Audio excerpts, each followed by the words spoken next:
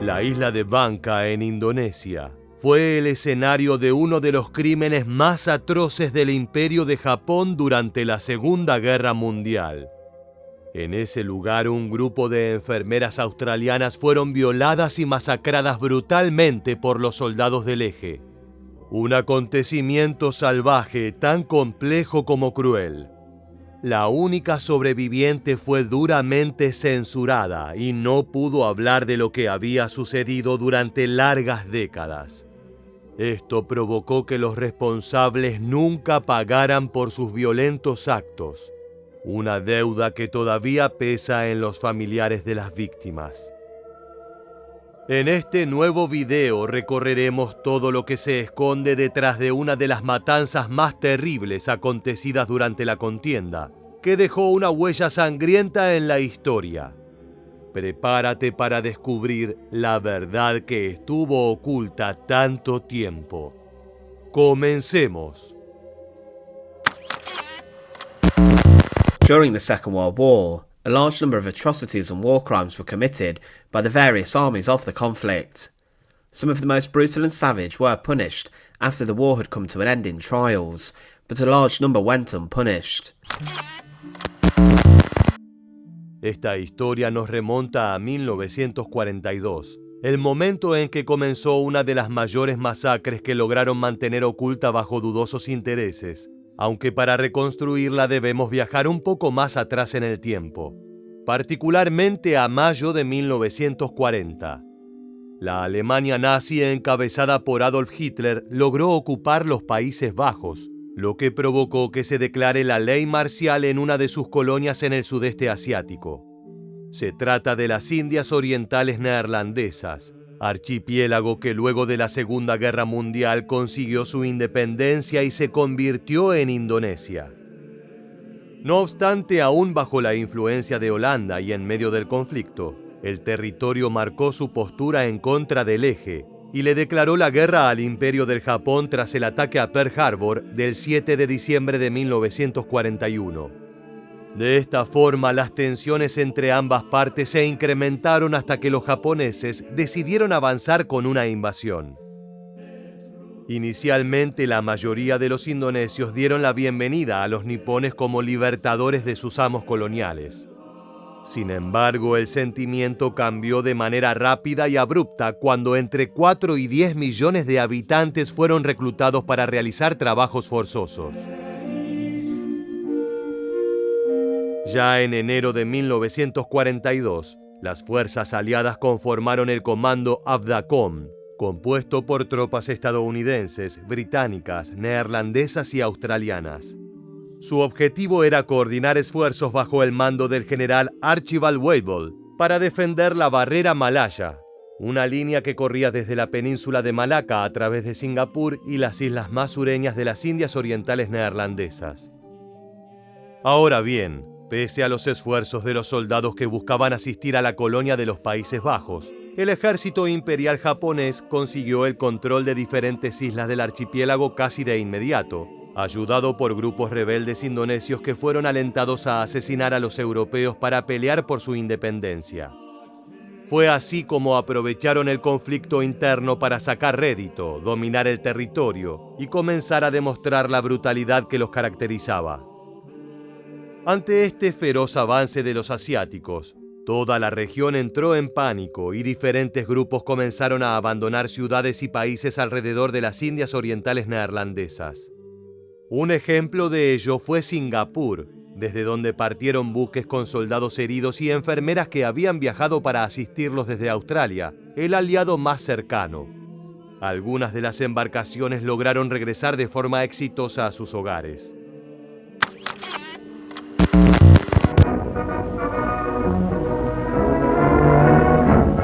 Home, after months which provided more experience and excitement than the average woman gets in a lifetime. And it's good to be home. The nightmare of war dissipates in the warmth of loved ones' embraces. They're with their ain folk again.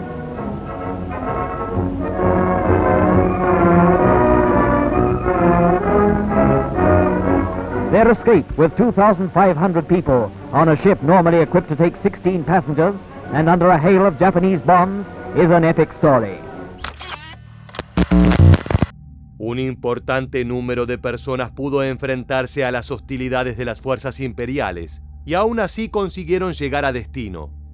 Aunque hubo un grupo con peor suerte. Se encontraban en el navío Viner Brook, que no logró cruzar la zona minada por el ejército japonés y terminó sucumbiendo ante su brutal poder. Nos referimos al episodio que tuvo lugar el 12 de febrero de 1942, cuando todo parecía indicar que Singapur estaba a punto de caer en manos de los soldados nipones. Un nuevo barco se dispuso a zarpar con la intención de volver a casa antes de que la fuerza del eje llevara el caos y la destrucción a su encuentro, pero fue tarde. As Singapore was about to fall, 65 Australian Army nurses were evacuated on a small coastal steamer ship named the Viner Brook. Also on board the ship were over 200 civilians fleeing for their safety, and a number of English military personnel and members of staff. On board were also a number of injured members of the armed forces, but as the ship was on its way to its destination, it was attacked. Japanese aircraft were flying overhead, and they strafed and bombed the ship, which was greatly overloaded. The bombs hit the ship and it sank very quickly. El pánico reinaba a bordo. Muchas personas trepaban entre los restos que habían quedado de su transporte. Luchaban por sus vidas y trataban de dirigirse hacia los botes salvavidas. Lo que no sabían era que quienes consiguieran llegar hasta ellos volverían a sufrir una embestida de las aeronaves japonesas. Varios de los pasajeros murieron, ya sea sobre el barco o al ahogarse en el mar mientras pasaban entre Borneo y Sumatra. En total fueron 12 las enfermeras australianas que fallecieron en el ataque, pero aún quedaban 53 dispuestas a pelear para sobrevivir junto a un grupo que pudo subir a los salvavidas y navegar con la marea. Las olas las ayudaron a llegar hasta la isla Bangka, la novena más grande de Indonesia, que en la actualidad cuenta con una población de casi 1 millón de personas. Sin embargo, en aquel entonces se trataba de un territorio que ya había sido fácilmente capturado y ocupado por el Imperio del Japón. Cuando arribaron a las costas, las enfermeras creyeron que su suerte estaba a punto de cambiar. Todas llevaban sus brazaletes de la Cruz Roja, y estos deberían otorgarles algún tipo de protección en tiempos de guerra. Ahora bien, más allá de que esto era cierto y se suponía que sería la clave para que se las considerara con un estatus protegido como no combatientes, del lado de enfrente se encontraba uno de los ejércitos más salvajes y sanguinarios de toda la contienda. El trato estaría lejos de ser respetuoso y nada de lo que sucedería a continuación iba a darse de una manera civilizada. Around 100 survivors reunited together from the ship and they met up on Raji Beach, but it was quickly realised that those who occupied the land were the Japanese. Talks were held upon landing on the beach, and an officer from the ship tried to find the Japanese to surrender the group of survivors of the ship to them and to turn over as prisoners of war. Mientras este oficial estaba ausente, la enfermera militar de mayor rango que sobrevivió, Irene Melville Drummond, dijo que las mujeres civiles y los niños deberían partir hacia la ciudad de Muntok para resguardarse de cualquier inconveniente que pudiera ocurrir. Sabían que en el mejor de los casos, todos terminarían en una prisión, y las condiciones en las que vivían los detenidos durante la Segunda Guerra Mundial eran verdaderamente brutales. Por otro lado, aún con la creencia de que lograrían un trato especial y más cordial por su profesión, también se decidió que una veintena de enfermeras debía quedarse en la playa y cuidar de cualquier superviviente herido que se encontrara en el grupo.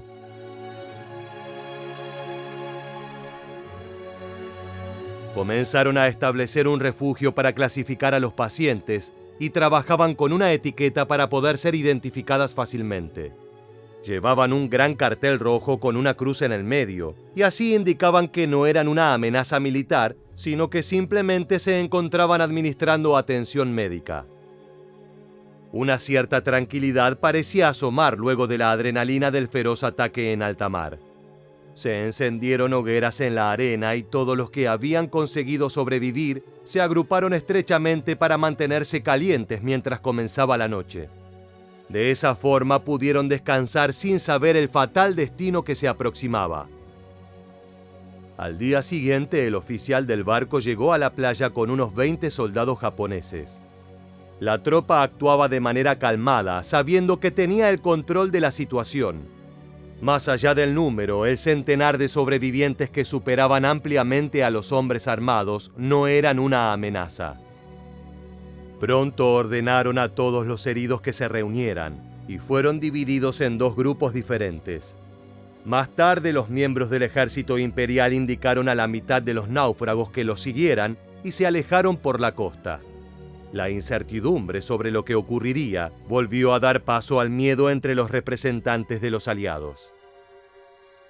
No pasó mucho tiempo hasta que los soldados japoneses regresaron. Algunos parecían estar limpiando sus bayonetas, lo que incrementó el terror. Los combatientes exigieron a la segunda mitad de los hombres que los acompañaran. Estos aceptaron sin dudarlo, no tenían otra opción. Comenzaron a caminar detrás de los nipones y al alejarse del resto de las personas del naufragio, vieron los cadáveres del primer grupo flotando en el agua. Su destino estaba marcado. The nurses heard a quick volley of shots, and what the Japanese had done was just massacre around 60 British and Australian soldiers and crew members who should have been considered prisoners of war. Las víctimas que no habían muerto inicialmente por los disparos fueron luego asesinadas con las bayonetas o cuchillos que los atacantes hundieron en sus cuerpos. La piedad no era una característica del ejército imperial. Sus enemigos representaban simplemente un pedazo de carne al que debían derrotar, sin importar lo cruel o brutal que debieran ser durante el camino. Cuando los japoneses regresaron a la playa donde se encontraban las enfermeras australianas, se sentaron junto a ellas y volvieron a limpiar sus armas. ¿Sería posible que el personal dedicado a la atención médica recibiera otro trato por no representar una amenaza? Estamos seguros que conoces la respuesta. Poco después de ese encuentro y con el resto del grupo masacrado, los soldados comenzaron a ordenar a las mujeres que se pusieran de pie para formarse en una línea. Luego simplemente se les pidió que caminaran hacia las olas del mar. Las enfermeras no lo sabían, pero habían colocado una ametralladora en la playa. El final anunciado se acercaba. Aquella idea de buscar a las tropas que ocupaban el territorio para entregarse fue la peor decisión posible. Habían cavado sus propias tumbas y su sufrimiento escribiría otra de las páginas más atroces de esta enorme y despiadada guerra. Mientras miraban hacia el horizonte, las enfermeras y una mujer civil que había permanecido con el grupo eran empujadas hacia el agua. Tan pronto como sus piernas comenzaron a sumergirse, el estruendo de los proyectiles aniquiló el sonido de las olas. La ametralladora abrió fuego y todo su poder alcanzó a las mujeres que comenzaron a caer una por una. La matanza en aquella playa estaba completa. Una nueva y sanguinaria ejecución se sumaba a la lista de los soldados japoneses. No obstante, la barbarie había fallado en un pequeño aspecto. No todas las enfermeras estaban muertas, y la historia que se creyó que nunca saldría a la luz podría ser contada por una de las protagonistas que ahora debía luchar por escapar de entre la pila de cadáveres. Vivian Bullwinkle was the only woman to have survived the attack, as a bullet passed through her body and missed her vital organs. She lay in the shallow water stunned and feigned her death, with the waves washing over her, and she only just recovered as the Japanese soldiers left. La enfermera australiana miró a su alrededor y vio a todas sus amigas y compañeras muertas. Sus cuerpos flotaban en el mar mientras ella sentía el dolor de la herida que no le permitía pensar con claridad. A Vivian Bullwinkle le preocupaba que los soldados regresaran, así que su mejor opción era encontrar un lugar donde esconderse y esperar un milagro. Desesperada, se movió lentamente hasta la jungla que rodeaba la playa de la masacre, donde permaneció inconsciente durante varios días. Al despertar, se sorprendió con la presencia de otra persona entre los arbustos. Se trataba de un soldado británico llamado Patrick Kingsley, quien también había sobrevivido durante el ataque al barco, pero se encontraba herido en el abdomen y el hombro. Más allá de tener que lidiar con sus propias lesiones, Vivian cuidó del hombre durante 12 días en los que dependían de la comida que podían brindarle los lugareños. Sin embargo, ambos sabían que no aguantarían en esas condiciones durante mucho tiempo más. Podrían pasar años antes de que los japoneses se rindieran, así que decidieron caminar hacia la ciudad de Muntok para entregarse. Una vez que llegaron a destino, la pareja fue encarcelada con grupos de civiles que también habían naufragado. De todas formas, a pesar de evitar ser asesinados, la muerte esperaba a la vuelta de la esquina, ya que la prisión era un escenario cruel donde los maltratos y golpes eran tan comunes como la hambruna. Ahora los dos sobrevivientes luchaban por seguir con ese estatus, pero solo uno de ellos lo lograría. Kingsley passed away as he was not given any medical care, and also the Japanese gave him hardly any food. Eventually, the civilians and survivors were then taken to a prisoner of war camp, and Bullwinkle spent 3 years inside of one. She had told her fellow nurses what happened at the beach, and they all swore to protect her life, to make sure that the story of the massacred men and women would be told to the world. Durante todos esos años encarcelada, la mujer esperaba ser asesinada en cualquier momento. Al haber presenciado una feroz masacre, los japoneses podían considerar finalizar lo que habían empezado para que no contara lo sucedido en esas brutales ejecuciones. No obstante, su vida continuó. El público australiano no se enteró de la matanza hasta después de la Segunda Guerra Mundial, cuando los medios de comunicación tomaron conocimiento del hecho y comenzaron a hablar del día en que los soldados del Ejército Imperial del Japón dispararon sin piedad a enfermeras, civiles y marineros que no representaban ninguna amenaza en el conflicto.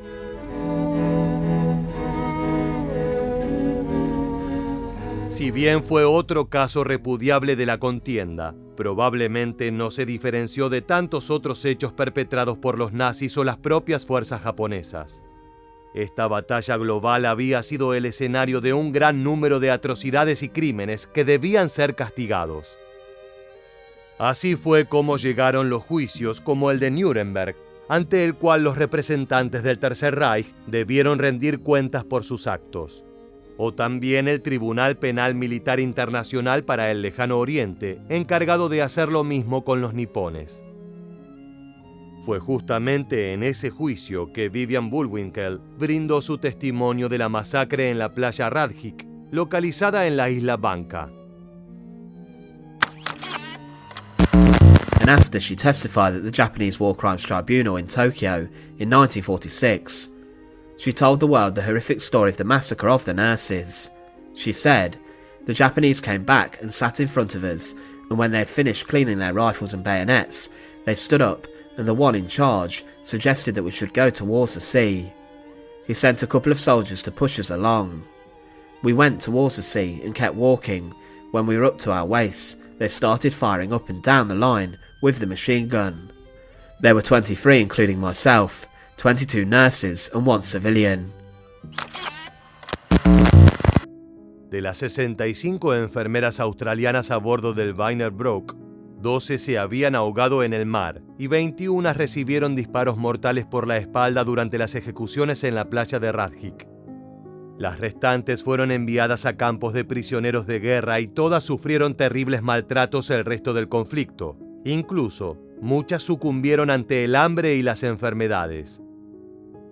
A pesar de todo esto y el cruel relato de la matanza que dio Bullwinkle en los juicios, nunca hubo ningún soldado japonés que fuera castigado por su papel en la masacre.